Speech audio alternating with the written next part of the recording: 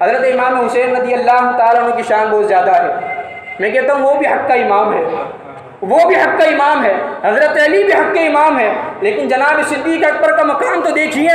امام حسین رضی اللہ تعالیٰ عنہ کے رسول کریم صلی اللہ تعالیٰ علیہ وسلم کے کاندھوں پر سوار ہوئے. عزت بڑھ گئی نا.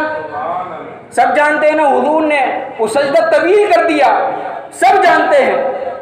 حضرت امام حسین کو نانا جان کے کاندھے ملے.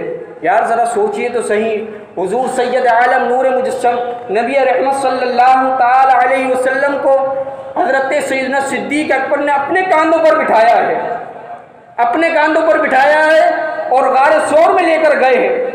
اللہ اکبر.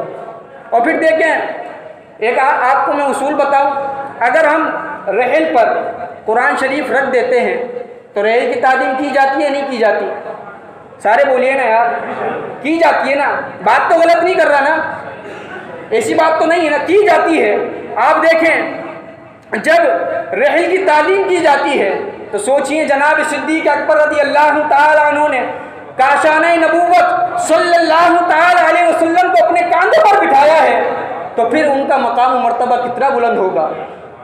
چلے میں اس بات کو اور آسان کر دیتا ہوں.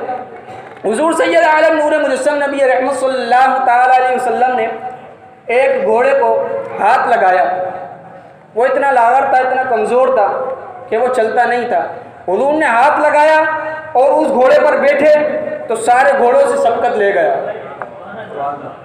سارے گھوڑوں پر سبقت لے گیا, سب کو پیچھے چھوڑ دیا. وہ سلام نے جب اس گھوڑے کو ہاتھ لگایا اس پر سوار ہوئے اور سارے پیچھے رہ گئے. لیکن حضرت سیدنا صدیق اکبر رضی اللہ تعالی عنہ نے جب آمنہ کے لال صلی اللہ تعالی علیہ وسلم کو ہجرت کی رات اپنے کاندھوں پر بٹھایا, اپنے کاندھوں پر بٹھایا, تو صحابہ فرماتے ہیں کہ ہم سب پیچھے رہ گئے, حضور علیہ الصلوۃ والسلام سب سے آگے چلے گئے, کیونکہ سواری میں فرق تھا, سوار محمد الرسول اللہ تھے.